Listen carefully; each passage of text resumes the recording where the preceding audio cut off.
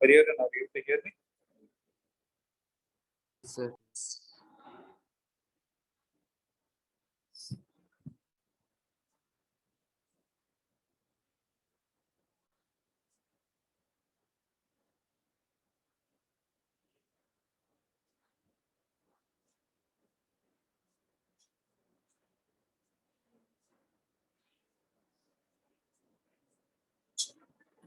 Yeah.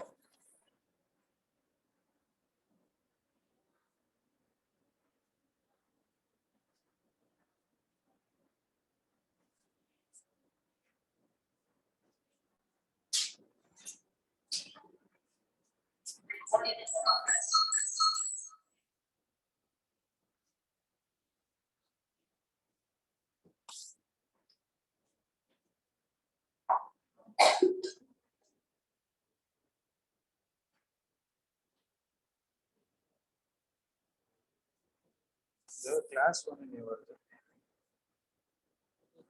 on the ma'am and accounting going through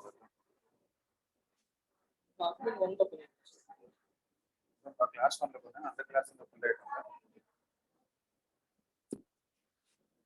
class one.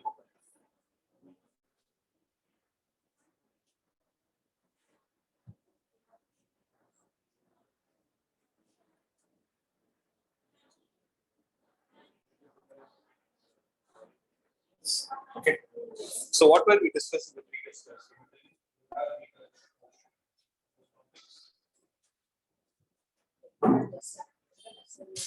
Yeah. So we were looking at what are units, right? So we were looking at what are units actually. Then we saw what are the different kinds of systems in which units are defined. We had CGS system, we had FPS system, then we had MKS, right? MKSA system, and at last we had something called as SI system. So in SI system, what are the 7 fundamental quantities that are there? Mass, length, time. No, mass, length, time, candela is unit. Mass, length, time, electric current, luminous intensity, then amount of substance, and thermodynamic temperature. So these were the 7 fundamental quantities based on which you can write any other physical quantity, right? Then we saw something called as supplementary angles. Check your notes and tell me what are supplementary angles.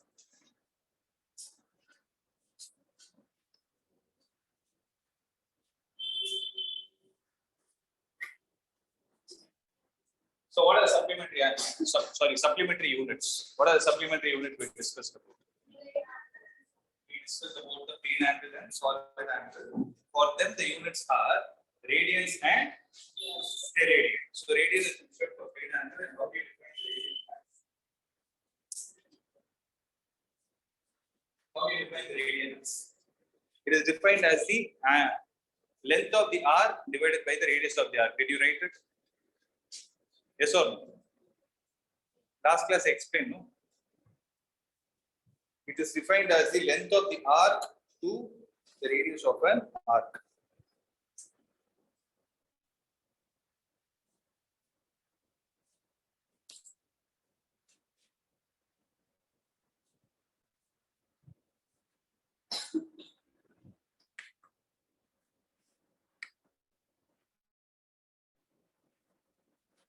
So similarly, we have something called as a solid angle. So solid angle is defined as what? It is defined as the ratio of the area to the square of the radius. Area divided by the square of the radius is what is called as stereo. Is it clear? So then I explained you about the parallel norms which are used for writing the SI system. So sorry, I didn't explain this one. Last class we started with supplementary units.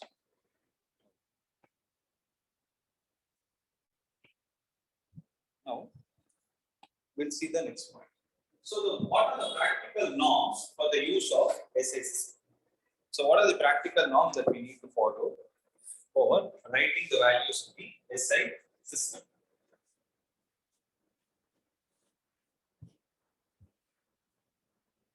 First one is unit of every physical quantity. Unit of every physical quantity should be represented according to its symbol. So make a note of it. It's better to write. First one, unit of every physical quantity should be represented according to its symbol.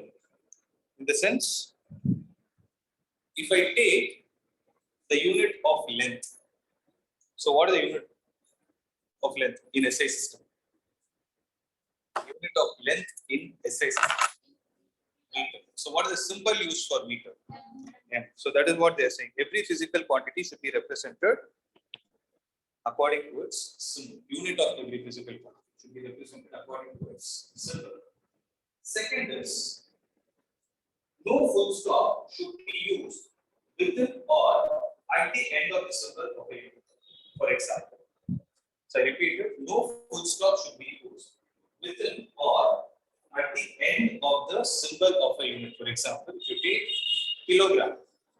So actually it will sound like an acronym. Kilo means 10 power 3, gram is gram. Right? So it sounds like two different words are clubbed together.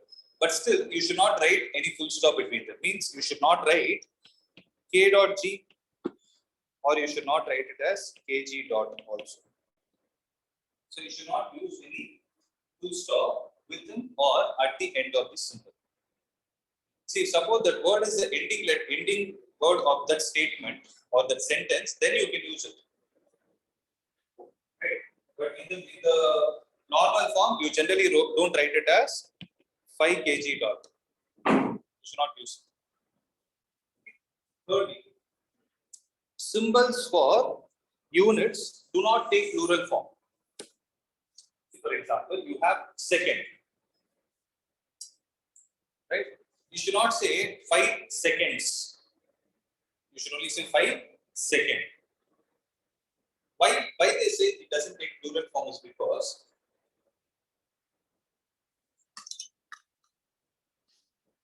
let us say you have a number as 1 meter. Okay, you have it as 1 meter. If suppose it is 2, you want to use plural, then you use S as the ending point. So now what will happen to it? It will not be meters, it is millisecond. It becomes millisecond. So if you see millisecond means it is generally used as a measurement for time. Whereas here you are talking about length. So that is the reason why they say you should not use any plural. So even when you write them in the expanded form, you don't use any plural. You write it as millisecond or meter or Newton. That's it. You will not say 5 newtons. No. Okay. I hope these 3 points are clear. No doubt in that. So you have to follow them throughout physics. Fourth one is the units of physical quantities in the numerator and denominator should be written as a single ratio. So write it down. The units of physical quantities in numerator and denominator should be written as the unit of physical quantities in numerator and denominator should be written as a single ratio.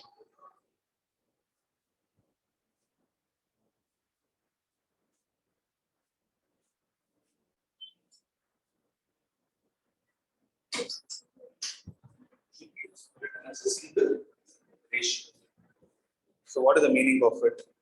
If suppose I have a unit for acceleration, okay, then I should either write it as meter per second square or meter second power minus 2. You should not write it as meter per second because it's called as velocity by time. So you should not write it as meter per second per second. You should combine that second with the bottom one and write it as a single entity, single ratio. That is meter per second square. Is it clear? Right? And the last one is full name of a unit. So generally, when you take the full name of a unit, if it is named after a scientist also, right? When you take the full name, it is still started with lowercase. For example, Newton is the name of a person. So instead of writing it as capital Newton, you write it as Newton. You need to understand which one is right among both. First one is the second one. The second one. Even if it is the name of a person. So full name of a unit, when it is written after name of a scientist, is not written with the capital letters, but the symbol for that unit is always represented with the capital letter. See, for example, if you want to write 5 Newton, you would write 5 and capital letter. You will not write small. So these are all the rules that we need to follow to write units. Similarly, if you have the unit of pressure, do you remember what is the unit of pressure? It's Pascal, which is basically Newton per meter square. Because what is pressure? Force per unit area, right? So Newton per meter square, which can also be called as Pascal. Is that clear? That's what happens. These are the rules to be followed. Hariharan, am I clear? Yes, sir.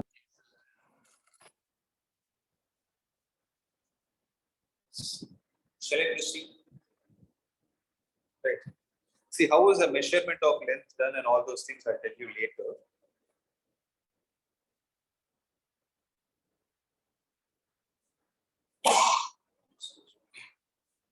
Now, we have seen, so what is the name of this chapter? Units and measure. So we have seen we have got some idea about what are units, right?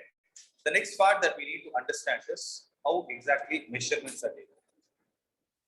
When you take a particular measurement, what are all the factors that we need to have in our mind to understand whether the readings are right or wrong? Is that clear? So shall we try to understand them? Right.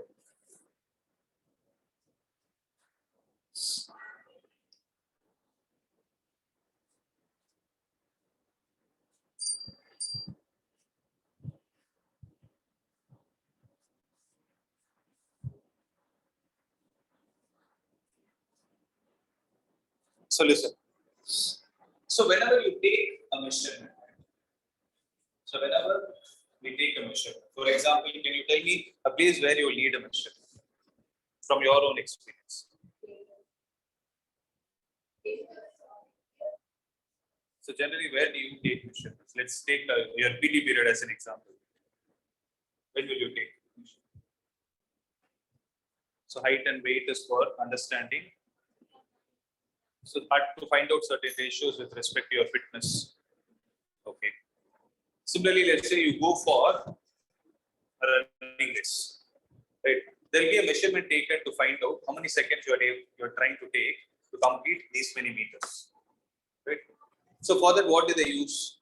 They use a device called as a stopwatch. So stopwatch will give you a reading. Okay. So have this in mind. Secondly, let's say you're going for a long jump, right? After you jump from the line, right, you land at a particular place. The line being the reference point, you try to measure where you landed with your footprint. That is why they put mud and all of that. So there a measurement is taken, right? Similarly, you have different places where measurements are continuously taken. But when these measurements are taken, right, one important doubt that we get in our mind is how accurate the measurement is. If not, right, in terms of sports language, they call it as cheating also. If something goes wrong, right, even if half inch moves here and there, what happens? You might lose a medal also, right? Or you might lose a big thing in your life. So measurements, when you talk about are very important aspects where they need something called as accuracy, right? But generally, what happens is with the human measuring certain values, there is a possibility that there will be slight amount of errors that will always occur. You cannot be 100% accurate in whatever you do. In any measurement you take, you can never be 100% accurate. Okay, but how do I define that particular accuracy as? That's what I want to understand. Okay. So generally, when you take a measurement, so I explained with the example of your physical training, the long jump or high jump, all those examples. But when it comes to other kinds of measurements, let's say you're taking a measurement in your lab, where I give you a task, I give you a lens, okay, and I'm saying find the focal length of this lens and tell me. When you try to do it right, you can see on the sheet that I give you, you will have the focal length of this particular lens is 15 centimeters. But when you try to measure it using distant object method, have you ever done that? You will focus at the tree outside, you will keep the lens here. You have never been into lab? Okay, then it's fine. So let's say you know about focal length, right? All these things you know. So you can actually measure it with the help of a distant object. Distant object means an object at infinity. When you measure it, right, there will also be a slight amount of error that is going to occur. So what is the specification of the manufacturer that I gave you? I told you the focal length of this lens is 15 centimeters. So whosoever has prepared that lens, he knows that the focal length of that lens is 15 centimeters. What are we trying to do? We are trying to test whether he has sold the right piece to us or not. Okay, they might also cheat us, or some mistake would have happened. So they would have given a 20 centimeter focal length to us, who knows? But as science students, we should know how to find it. Let's say I give you a technique. When you try to find out, do you think you will exactly get 15 centimeters? Let's say it is 100% accurate. The lens which was sold to you is 100% accurate, but you think you will still get 15%, 15 centimeter exactly? There will be a slight error that is happening, right? But the question is, if that error, you are able to minimize it to a closer value of 0. I repeat it.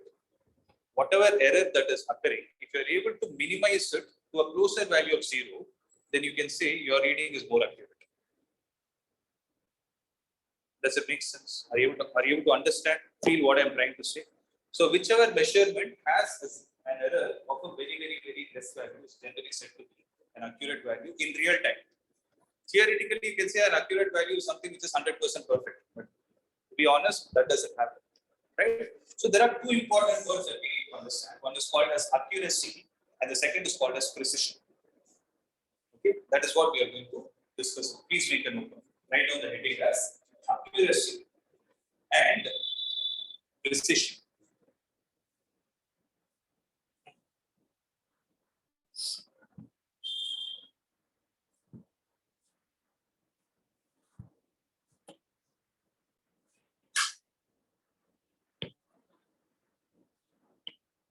If you look in basic English terms, are they not sounding similar? Accuracy and precision, they both are sounding similar. But I had the same term. Why do we need two terms and both are sounding similar? But there is a minor difference that we need to answer. Okay. First, let's try to understand what accuracy is. Now, I told you about the manufacturer's reading for the focal length, right? That 15 centimeters. So that's what the focal length they told us. So if I take this value to be true value. So what do I mean by true value? The value which is given to us. Okay. If the measured value, so you try to measure it, you try to find it whether it is right or wrong by focusing on a distant object. So with that, you would have found a value. So generally, when you do an experiment, right, you know the fact that any experiment that is being done is not done once and they say this is answer. You repeat it multiple times, and to get that exact value, what you actually do, you take the average of everything. Guys, are you able to understand what I'm trying to say, or is it a very high language I'm speaking? So when you do any experiment, right, any experiment you do, you should not do it once and leave it. You should always repeat it multiple number of times. Those multiple number of times also, if you see, there will be a slight error occurring in each reading. But let's say you are measuring the focal length. First reading, you are getting it as 14.9. Second reading, you are getting it as 14.85, or I'll call it as 8 only. Third reading, let's say I'm getting 15.1. Fourth reading, I'm exactly getting 15. So since the fourth reading I exactly got 15, I cannot conclude that it is exactly 15. It is like you tried to bring the value. No. Then why did you have the other three readings? You should not accept it. Okay. And the last one, let's say it is coming out as 15.2. There is a slight amount of error that you're able to see. Now what you did is, okay, I have repeated the experiment 5 times. Now what I will do to obtain the true value, right? I will take the average of all these things. So if I take the average means, what will I do according to your statistics? Mean is what? Sum of all the values divided by the total number of values. So I'll divide it with 5. So that will give me a value which is somewhere closer to 15 only. So that value you can call it as true value. Okay. Now read accuracy of the measurement is the measure of how close the measured value is to the true value of the quantity. So I'm sorry, I can make a correction. This value you can call it as measured value, and you can say how closer it is to the true value, that is the 50 centimeter that is given to you by the manufacturer. Say if I give the same experiment to 5 of you, 1, 2, 3, 4, 6 of you are there, right? If I give the experiment to 6 of you, whosoever is reporting the answer to me closer to 15 centimeter will be considered as accuracy. I can write and give you will never get 15 centimeter. You get 14.92, 14.95, something like this. So out of all those readings, whichever is closer to 15 will be considered as an accurate value. I hope that makes sense, right? So this has to go into your mind for us for you to understand this.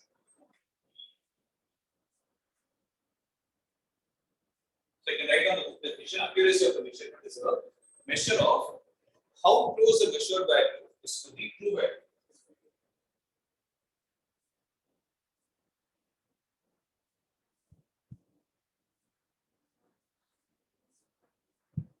Want me to switch off? This is fine.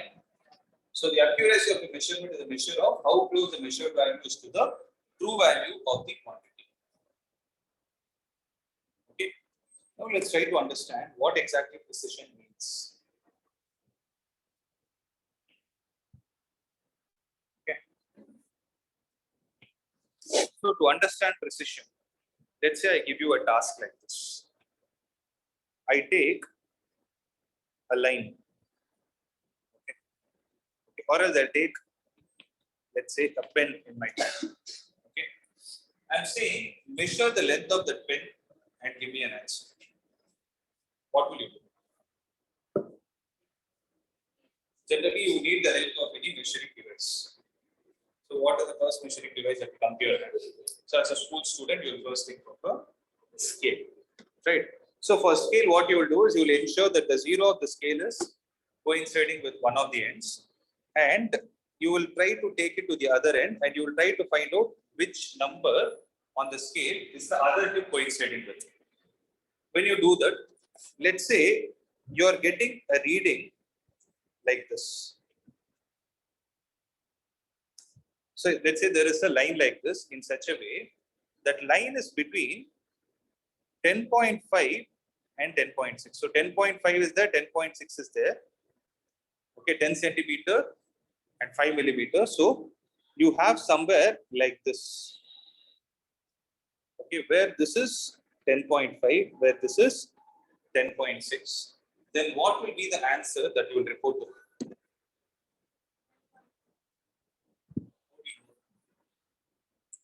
It is in such a way that the that neither 10.5 nor 10.6 are exactly coinciding with the other end of the pen.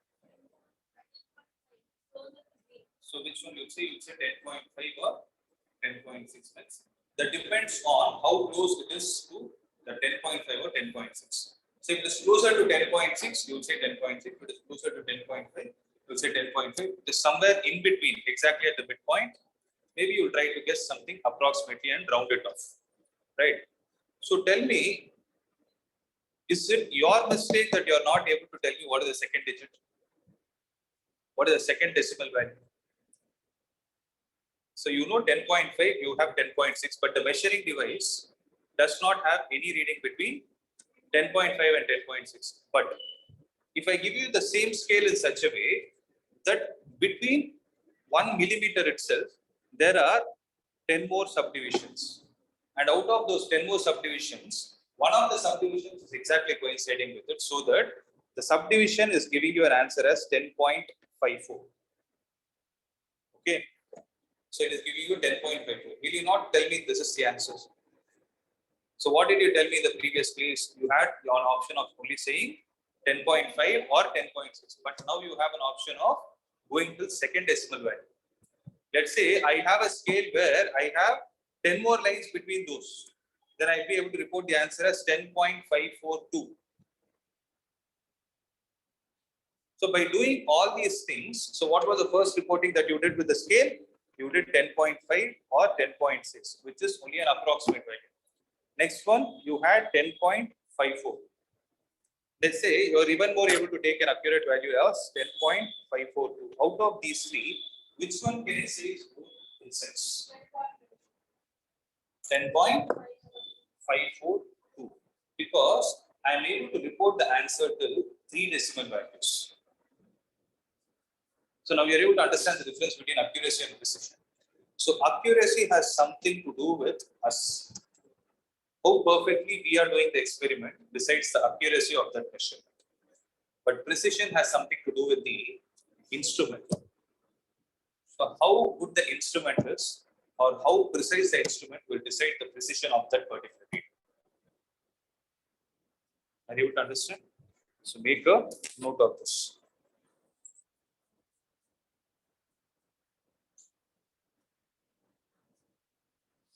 So you can just write on this example.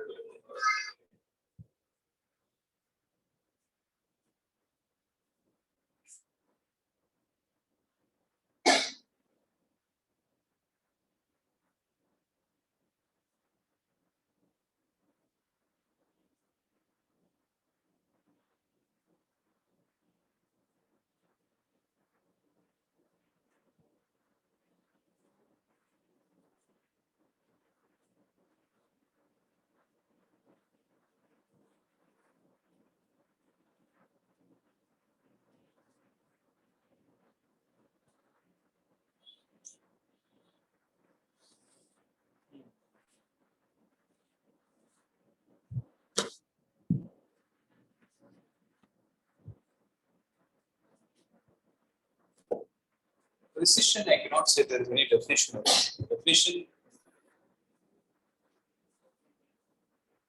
See, there is no. If I have to tell in terms of measurement, to how many of decimal values you are able to give that answer, that decides the precision. That's it.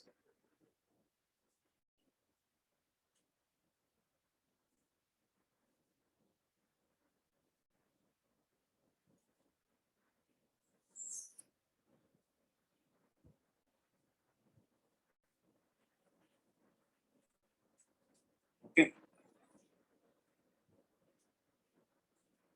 So generally, when you say you're doing any measurement, right? What are the two things to be maintained? Any measurement that you take should have high value of accuracy and high value of precision also. Okay. So having said this, I told you an important point. Precision depends on the measuring instrument that you are using. So there is something called as least count. Okay. So precision depends on something called as the least count of that instrument. For example, if you take your scale, okay, if you take your scale, here you have 0, right? Let's say you have 1 centimeter here. So between 0 and 1 centimeter, how many lines are there? You have 10 lines. Actually, you have 9, right? So it will be in such a way that the 10th line will exactly coincide with 1 centimeter. So if I take the distance between subsequent lines which are divided, then what is that length equal to? So you're breaking it into 9 parts like this. No. If I take the distance between any two subsequent divisions that are taken, how much is that length equal to?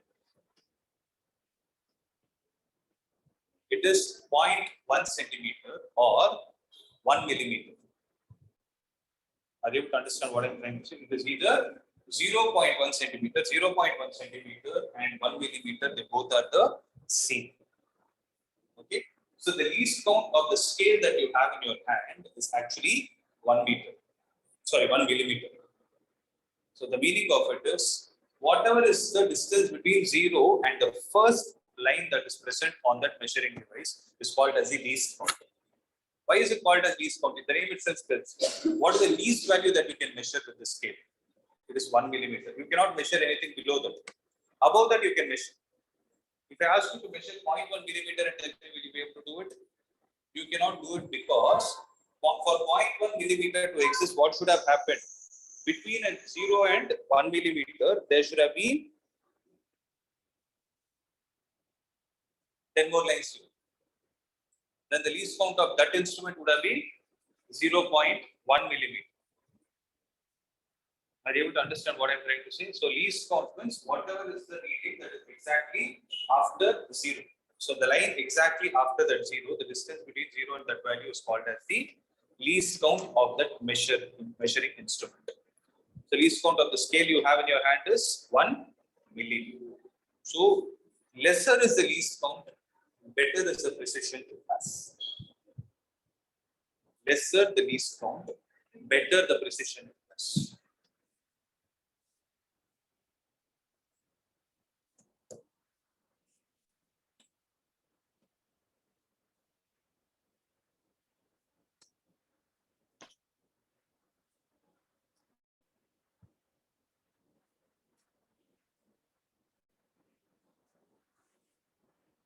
So that is why when you're trying to measure any lens, right, you need to choose the right instrument for you to get a precise value.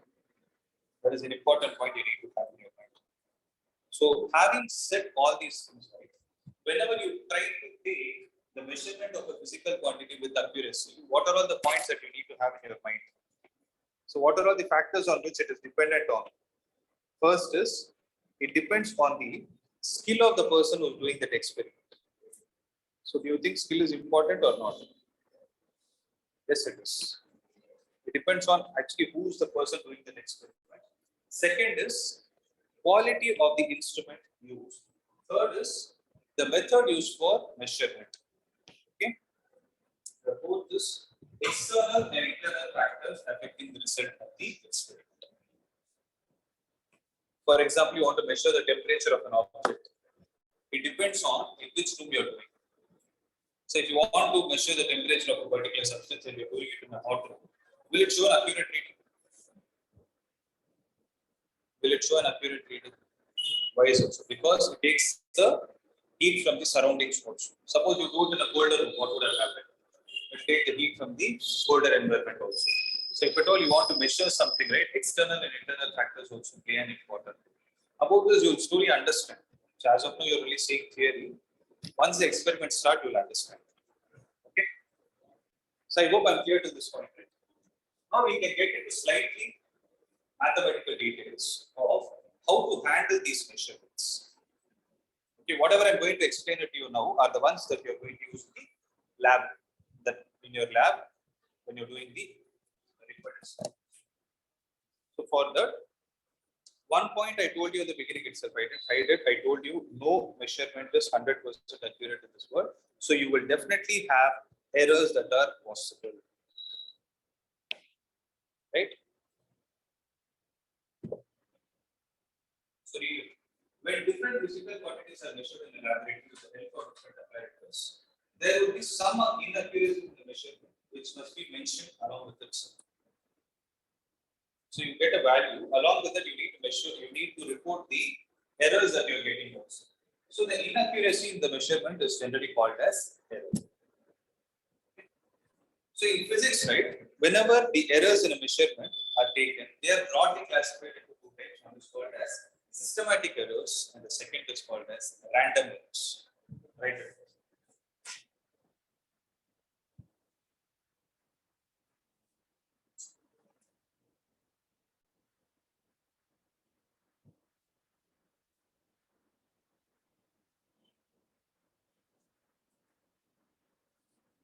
So generally, first we'll start with what are systematic errors. As the name suggests, systematic errors are those errors that tend to be generally in one direction. So they tend to be in one direction. In the sense, they will either be positive values or negative values, but they will not be both at the same time.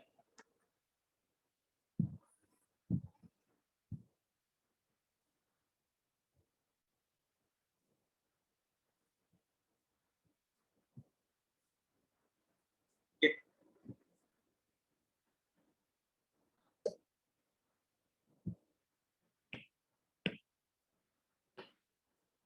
So first type of systematic error that we see is called as instrumental error. So if I have to take an example of this, have you ever seen these kind of weighing machines where you have zero here first? Okay. Let's say you have zero here, and the needle should be at zero when there is no any mass placed on top of it.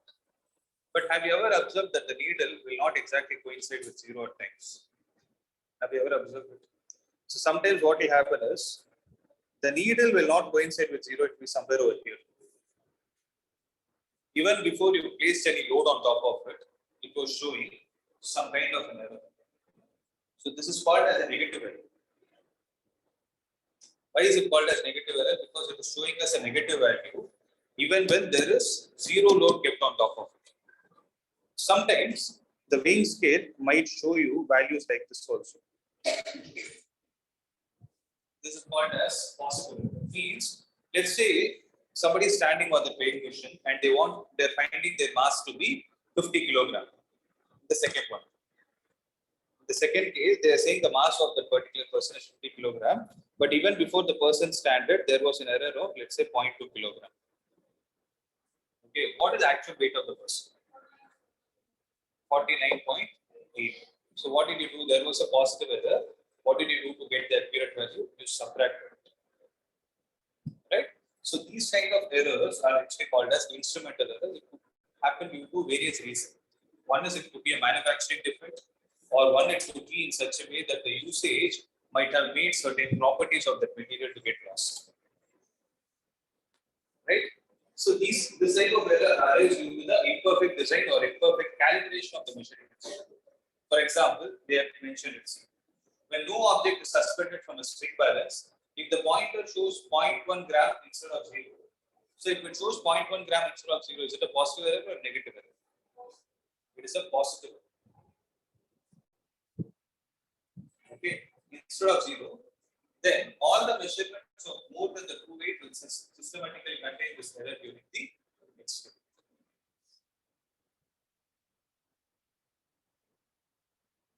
Okay, this is one type of a systematic error. Second is errors occurring due to the imperfection in the experimental technique or procedure.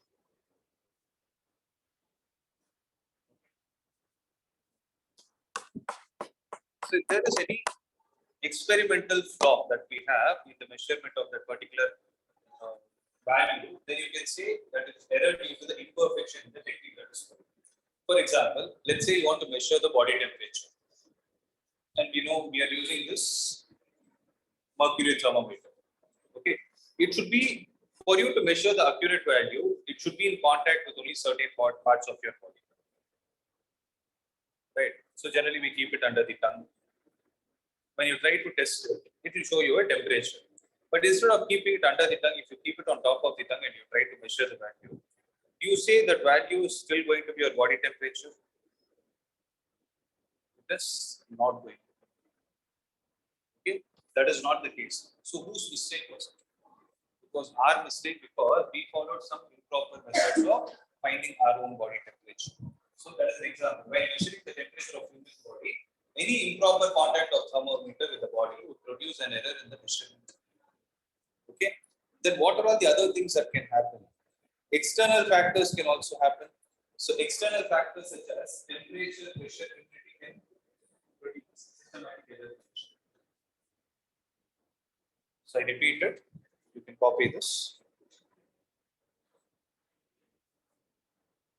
For example, by measuring the temperature of human body,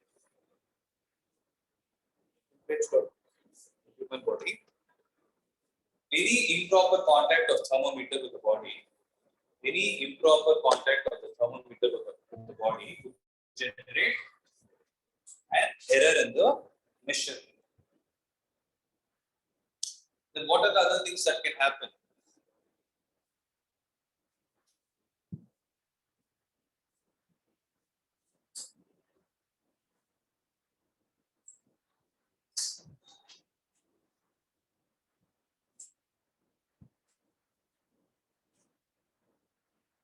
So what are the next type of error?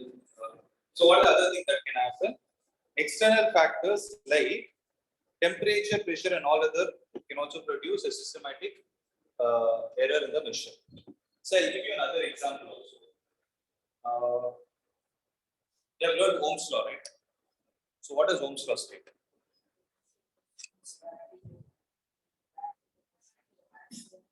See, actually, the right statement is current is directly proportional to potential. In your textbook, they have given it like that, but I'll tell you why. So generally, in physics, right, whenever you're proposing a proportionality statement, right, it is always like dependent quantity will be proportional to the independent quantity. You tell me one thing, you told B is directly proportional to I. If I take a conductor, is the current getting generated due to potential difference or potential difference getting generated due to current? Think about it. So potential difference means what? Who's providing the potential difference? A battery. So you take a wire and you connect it across a battery like this. Now current is flowing through this device. Is that right? Now, is the current produced due to the battery or the battery produced due to the current? Current is produced due to the battery. If you don't connect the battery, there is no current, right? So current is a dependent quantity, which is actually proportional to potential. This is the actual definition.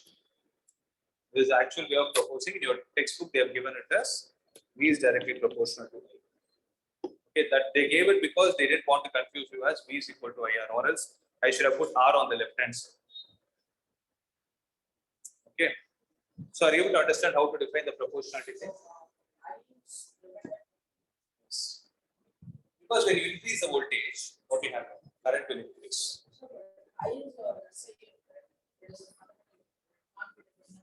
That has nothing. It has nothing to do with fundamental units. My question is, in a conductor, experimentally, forget about SI units and everything. In a conductor, okay. For example, you have your mobile phone, right? In your mobile phone, let's say charge is down. What do you do to charge it? Obviously, you connect it to a charger. So the charger is taking some potential difference and it is giving to the phone through the current, the flow of charges, right? That is why you will have a symbol also. The charging symbol is also written. I hope if you're able to understand. So the current that is getting supplied depends on how much potential difference you're applying. That is what I'm trying to say. Okay. So I is directly proportional to V. Have this in mind, you will slowly understand. Okay. Suppose you're saying this proportionality relation, right? But there is an important point there. What is it? At a particular temperature, we forget that often. Why are they saying at a constant temperature? Okay, I'll stick to your statement. V is directly proportional to I. Why are they saying at constant temperature V is directly proportional to I? What does that temperature have to do? Yes. So V is directly proportional to I. When you remove the proportionality symbol, you write it as I into R. What is this R called as? Resistance of the conductor. And remember, resistance of the conductor is dependent on the temperature. Means, if the temperature of the system was not constant, then the resistance would have changed. But when you remove a proportionality symbol, what do you introduce? You introduce something called as a constant. So constant means it should not change with any external factor. That is the reason why when the Ohm's law experiment is done, you need to ensure that the temperature is almost a constant. Means if you keep the experiment on for a long duration, what will happen to the wire? It will start getting heated. When the wire gets heated, its resistance will also change. So why did the error occur in this space? Because of R imperfection. You're able to understand. These are all the kinds of errors that will happen. See, unfortunately, you couldn't do because of the lockdowns and everything. When you do in the lab, right, I want you to think in this perspective. What are all the things that are going wrong? When you go to a lab, that is the first thing you should see. You should not think of how to get the output and marks. Don't think like that. The reason you will develop interest in science. So you always think of the fact that if I do this mistake, how will my readings change? It is in your thought process. Now, you got the idea from these two, right? The third type of error that can occur is called as personal error. So when I say personal error, it is happening because of our own carelessness. For example, I told you about that pen example. No? You take a scale and try to measure the reading 10.5 and 10.6. So generally you will see from the top, right? Whenever you place a scale, you will try to place your eyes exactly parallel to the scale. Sometimes what will happen due to laziness, you are keeping it at a distance and like watching it like this, you will get an error. That is happening because of our own carelessness. So the type of errors are generally called as parallax errors. Parallax, parallax error. Means if you don't see the measuring instruments straight, if you don't see them parallelly and take the reading, you call it as parallax error. Okay. Now the question is, can these errors be avoided? Can we try avoiding these? Personal errors can be avoided. Similarly, what else are there?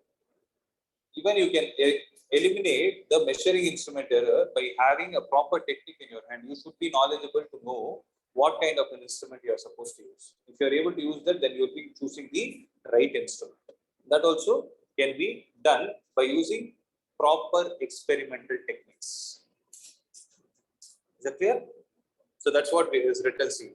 They can be minimized. They cannot be removed. 100% they cannot be removed. They can be minimized by improving experimental technique, selecting high quality instrument, and removing personal errors. So personal errors can be 100% eliminated.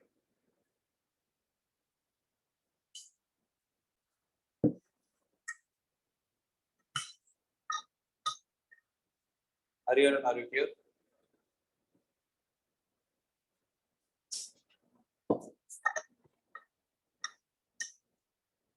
Are you there? Yes, sir. Are you clear? Sir, can you hear me, sir? Yeah, I am able to hear, but are you clear is what I'm asking. I'm clear, sir. Okay.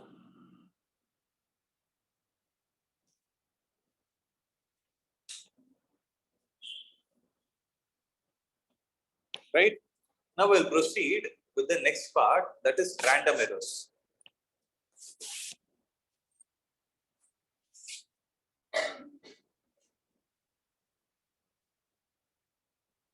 Okay. So random errors are what? These are the errors. The name itself is suggesting random, right? So random errors are those errors which occur due to irregular and certain unpredictable fluctuations that are always happening. Okay, unpredictable fluctuations in the factors affecting the measurement during the experiment. So when unlike systematic errors, random errors can be both positive and negative. Okay. Such errors, oh sorry, there also they are positive and negative. I'm sorry about it, I'm correcting my statement. Random errors can also be both positive and negative. And how can you estimate them? So such errors, random errors, you can estimate. Means you can calculate them by taking many observations into consideration. That is, repeating the experiment multiple number of times. After you repeat, you take the average of it. Such errors can be estimated by taking many observations and then taking their average into consideration.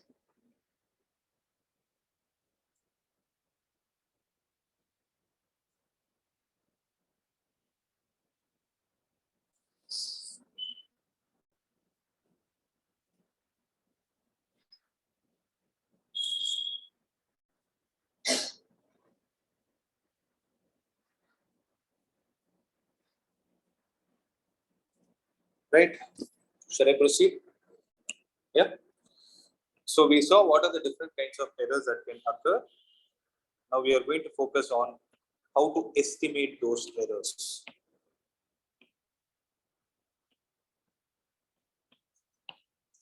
So first one is estimation of errors, means you have something called as absolute error and average absolute error. Heading is estimation of errors. Estimation of errors, we have absolute and average absolute error. Right. See, what did I say is the true value? True value with respect to a measurement is what? It's the average value. Average, right? So true value with respect, because you are repeating the experiment how many times? Several times. So the more number of times you are able to repeat, more accurate the answer will be, because the denominator will become less. Okay. So if you are able to take the average of all those values, then the average value is also called as true value. Okay, let me explain it more clearly. Let's say there is a measurement where the readings are 5.1, 5.2, 5.0, 4.9 and 4.8. Okay. Now if I take the average of all these values, then what will we get? If I'm not wrong, you should get 5. Then this average value is what we will call it as true value. Okay. Now what happens is, if you see individual reading, if you see the first reading, is there a variation between the first reading and the true value? By a factor of what? How much value? It is 0.1. Means the difference is 0.1. When I say difference, it can be 5.1 minus 5 or 5 minus 5.1. Both mean the difference. So the difference between the measured value, individual value, and the true value is 0.1. Second case, 0.2. Third case, 0. Fourth case, again 0.1. Fifth case, 0.2. I didn't mention whether it is positive or negative. Okay. Now, if you are measuring the difference between measured value and true value, then that is what is called as absolute error.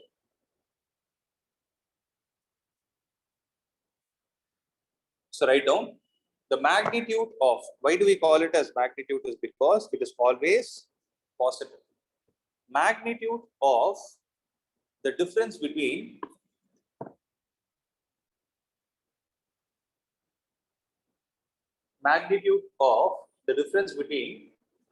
an individual measurement and the true value.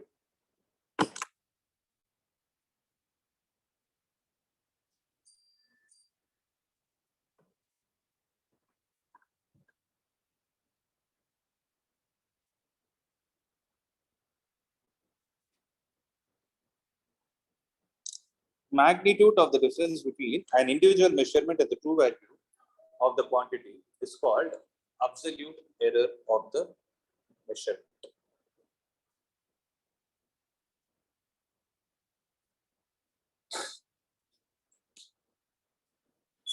Okay, this is what I told you. Read the second point. If we do not know the true value, in the sense we don't know what is the manufacturer has to tell us. Okay, if you don't know the true value, then whatever value you obtain by taking the average in the measurement is called as a true value. I hope these points are getting into your mind, right? So based on this, there will be a lot of problems asked. Keeping the problems aside, this is what you're going to do in your lab also. Okay, so be careful. Now see, I'm going to tell you some notations.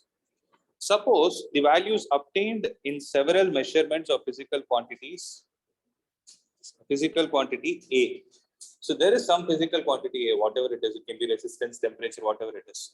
Of the physical quantity A are A1, A2, A3, so on till AN, then how do you write their arithmetic mean as? Arithmetic mean is written as the variable with a bar on top of it, which is called as average value, or you write it as A average, or you put it like this. So these are all the different notations that are used to represent the average value of a particular measurement or a physical quantity. So how do you read it? How do you read all these three? You read it as average value of A.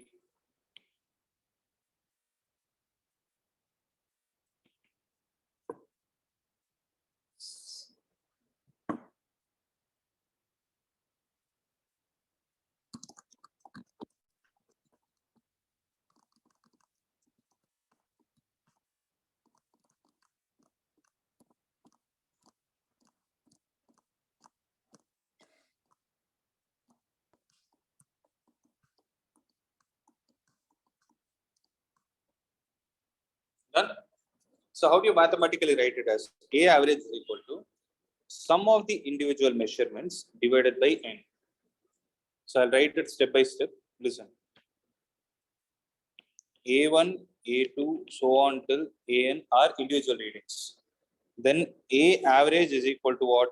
A1 plus A2 plus so on till AN, the whole divided by n. Okay. Now this can also be written as, what do you read? How do you read this as? Summation, or you read it as sigma. Sigma, the variable is A, and I'll give a prefix or a subscript I, where the value of I starts with 1 and it goes till n, the whole divided by n. So these two are said to be the average value of the given readings. Okay, and this will happen to be what?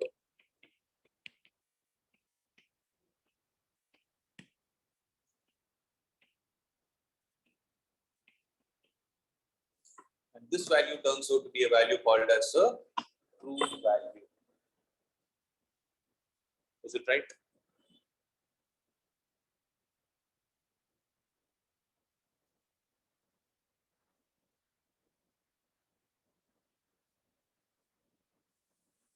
Shall I proceed to the next one?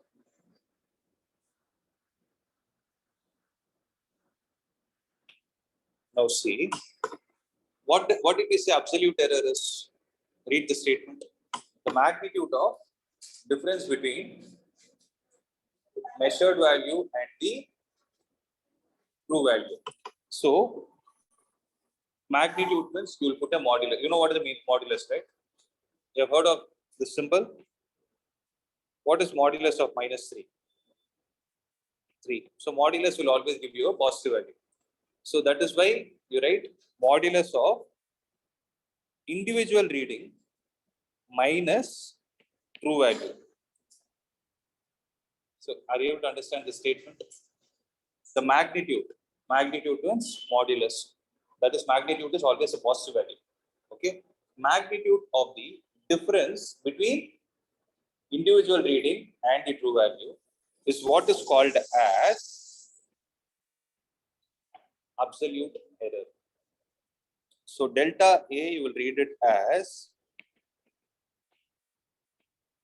absolute error of A1. And how do you read this as?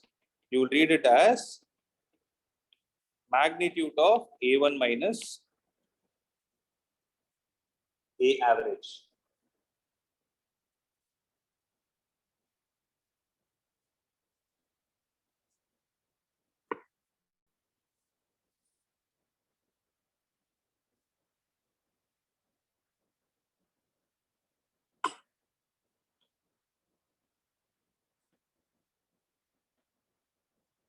Is it clear? Okay, this is absolute error of A1. Similarly, what do you think will be the absolute error of A2?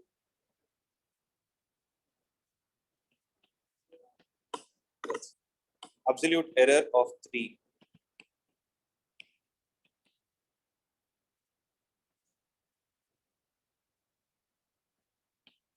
So it keeps going like that. Right. Alright, any problem? So like this, it keeps on going. Then the absolute error of nth reading will be an minus a. Okay. Now, so what is the heading you have written for this topic? Absolute error and average absolute error.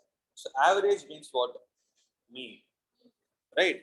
So if you are able to take the average of absolute error, see, look at the way I wrote it. If I am able to take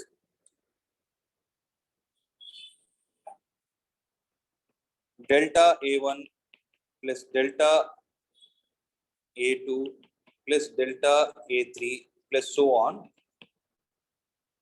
plus delta AN and divide it with all the n readings that are available, then this is what is called as delta A bar.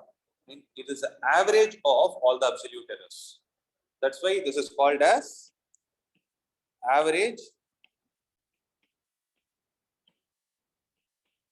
absolute error.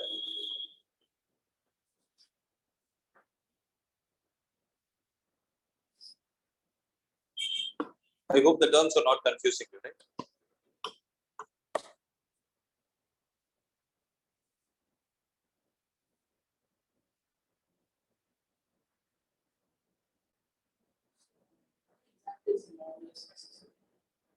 Of course, you need to take a positive value on this. Sometimes you'll anyways get a positive data, but to just assure that you're again getting it. See, this side I didn't put the modulus. So some books, how they refer it is, they'll give it like this. So you're able to understand. Some books give it in that way. Yeah, Harihara, tell me. Sir, I'm kind of sick, sir. Can I watch the recording and can I leave the class, sir? I'm not able to understand. I'm not able to understand what you asked. Sir, can you hear me, sir? Yeah, I'm able to hear you. Tell me. Sir, I am sick, sir. Now, can I just watch the recording afterwards, sir? Yeah, Can I you leave can do the that. class? Yeah. Sir, one doubt, sir. Okay, how can I get the recording, sir? You will be added to the app today. Group will be created. There in the video section, you can go and see. Okay, sir. Thank you, sir. So are you able to understand this? So delta A1 is equal to A1 minus A vector. So some books refer it like this because it is mentioned as the difference. Some books write it like this also. Because that is also difference only. So I'll explain the meaning of difference and subtraction. 1 minus 2 is equal to minus 1 is subtraction. 1 minus 2 is equal to 1 is difference. So when you report a difference, you generally don't tell whether it is a positive value or negative value. What is the difference between 1 and 2? 1. How much will you get when you subtract 1 from minus 2? That is minus 1. So though they sound similar, right, there is a difference. I hope that makes sense. No, that is why I asked you to underline the word difference. So what happens? Some books, when they give it like this, we don't know whether you are going to get a positive value or negative value. Actually, they're subtracting only. Some people will take it as subtraction and start writing it as subtraction. So for example, delta A1 in this case comes out to be minus 1. What is that you need to have in your mind? You should always take plus 1. That is the reason I put the modulus again here. So that's what he asked me. So you are already going to get a positive value. Why are you putting a modulus again? Now I hope it makes sense. Yes. So because it depends from book to book. But this is a method test. So this is how you find the average absolute. So what did we see? Let's try to come from the beginning. Individual readings. So individual readings will have a true value in the name of average. After that, what will happen? The difference between average and individual reading is called as absolute error. The sum of the magnitudes of all absolute errors divided by n will give you average absolute error. These are the 4 terms. Okay. The next type of measurement of error is called as fractional error.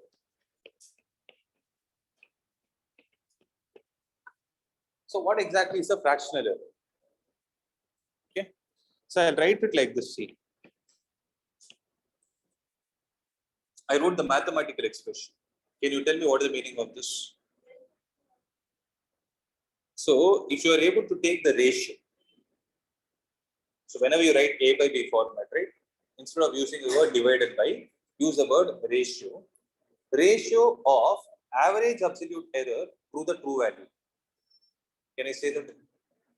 Ratio of average absolute error and true value is called the fractional error.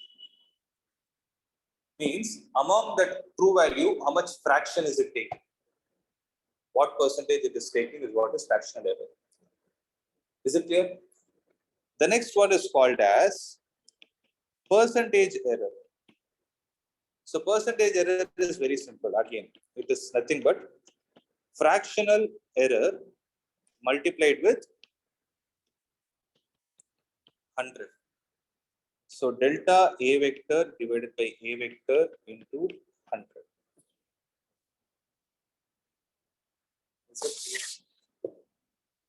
Delta A vector, sorry, not vector, delta A bar divided by A bar into 100. But what is delta A bar by A bar? It's called fractional error. Fractional error multiplied with 100 will give you the percentage. Okay. So generally, when you write in the exam, right, you report the percentage error. You will say I had a percentage error of 1% or 2% or whatever. So among 40 books that you have in your class, whosoever reading in the fractional error is less, their value is considered to be more accurate. So that is why we are doing all these things. Okay. Now it is time for us to solve a problem. Let's try it out.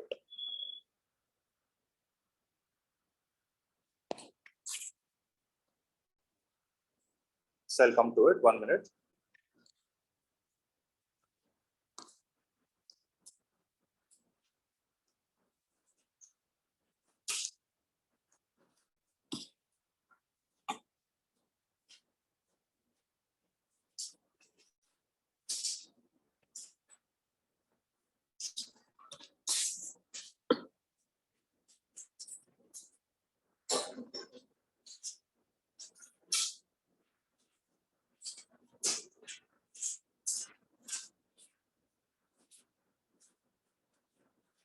Yes.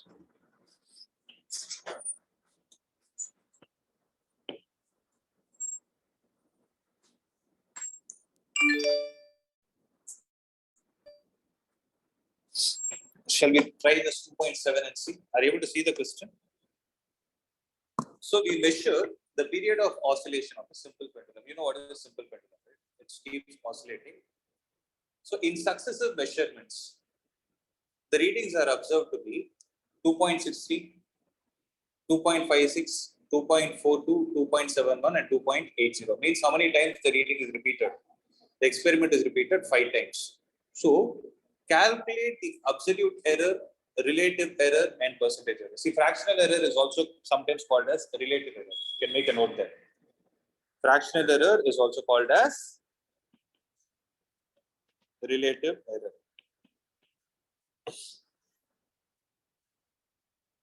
Clear? Now see, so you have multiple values, guys. Now you need to find the absolute error. So how do you find it? So first, no, you're telling is absolute value. First find the absolute value. Mean value. That is a true value, no? So what is the mean value of all these 5 readings that you have to calculate and tell me? Do it fast.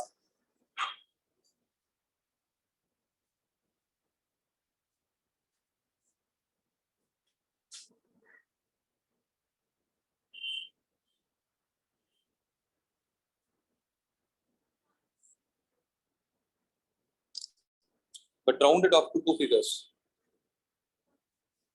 0. Why I told round it off to 2 figures is because all the values are in 2 decimal values. So 13.12 divided by 5. So I hope everybody got. So they are saying it is 2.624. Is that what you told me? So 2.624. So 2.624 can be rounded off to 2.62. See, there is a separate topic of rounding off also, which will be helpful for this chapter and your chemistry as well, mole concept, significant figures. So based on that, we'll come to that later. As of now, accept it as 2.62. But did you understand why we are rounding it off in the first place?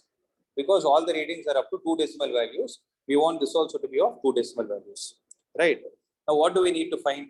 Now, what did you find? This 2.62 is actually the true value or absolute. True value is the right word, or average value, right? Now, what do we need to find? What are they asking? The average absolute error. So, what are the absolute errors? Individual reading minus the value that you have obtained. How much is it? 0.01 seconds. Like this, if you try to measure, you get minus 0.06 seconds. I told you, some books write it like that. And here you will have minus 0.2, 0.09, 0.18. Now, if you want to find the average, what are we supposed to do? Take the positive value of everything and divide it with 5. So, what is delta T bar?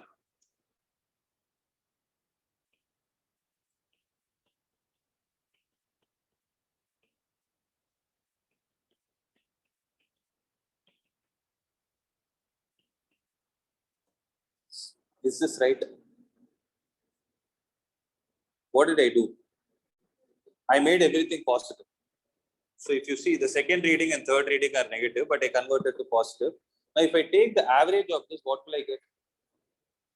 I'll get the average absolute error. So I will get the average absolute error of the time period, right? So this is delta T bar. How much is coming? How much is the value of delta T bar? It is 0.11 second. Means they are trying to say, on an average, each reading, the 2.62, 2.58 has an average error of 0.11 seconds. It could have been a positive error or a negative error. It depends. Okay.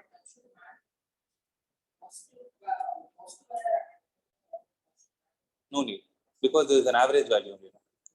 So why you are actually doing it, I'll tell you. You measured the true value to be 2.62, accepted. And you measured the average value to be, average absolute error to be 0.11, accepted. So how you will report the answer is true value plus or minus 0.11. Means what I'm doing is I'm giving you a consolidated value of each reading answer.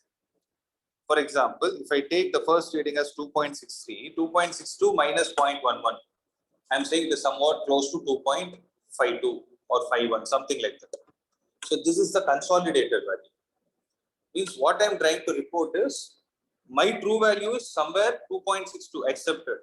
But there is a slight error of 0.11 either on that side or this side. That is why you always need to use plus or minus.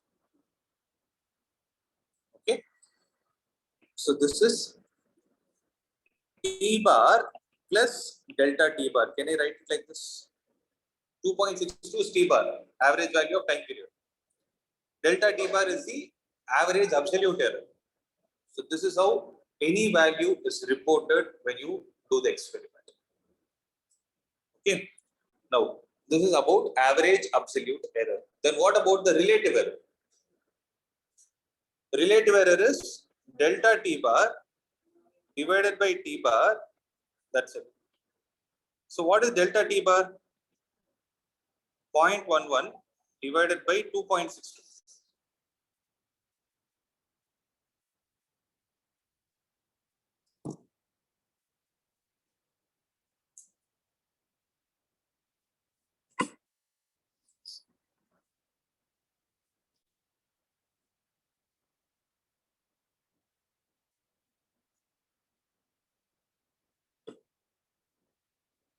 This is the relative error. Once you find the relative error, multiply it with 100 to get the fractional, sorry, percentage error.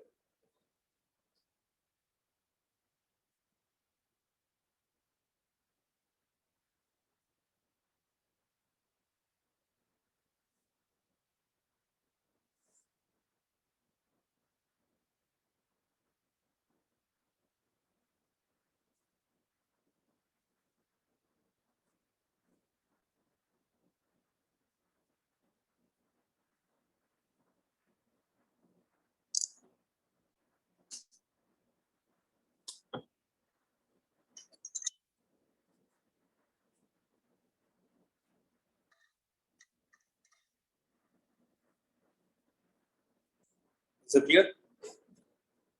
So this is how you calculate the errors. Okay. Any doubt? Huh? So there is a 4% error that is happening. Okay. The percentage error is 4%. Means for every reading there is an average value of 4% error that can either be on the right side or left side.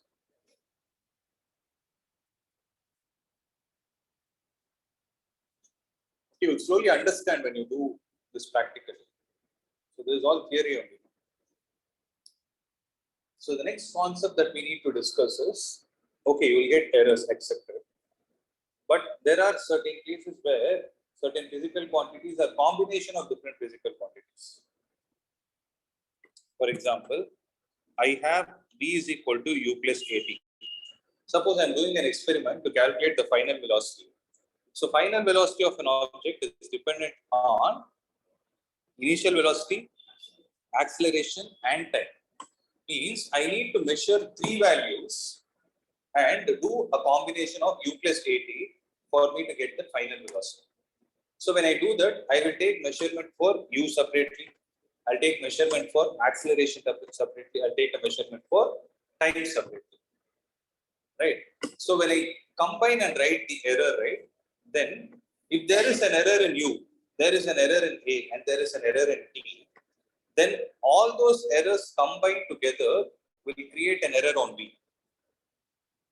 And that is what is called as combination of errors. So there are 2 different ways in which errors can be combined. One is either subtraction and division, addition or subtraction, and the second is multiplication or division. So about this, we'll start the concept tomorrow. Okay. Till then, I want you to revise this income so that you understand this concept better. Any other doubt that you have from today? All are clear? So what are they teaching in school? Difference. Okay. So after this chapter, I will start. That is basic mathematics. For you? On this chapter. No? But directly they are explaining problems. Couldn't understand. Now you're clear, no? That's fine. Right? So then we'll wind up now. Tomorrow's class we will discuss about the next part.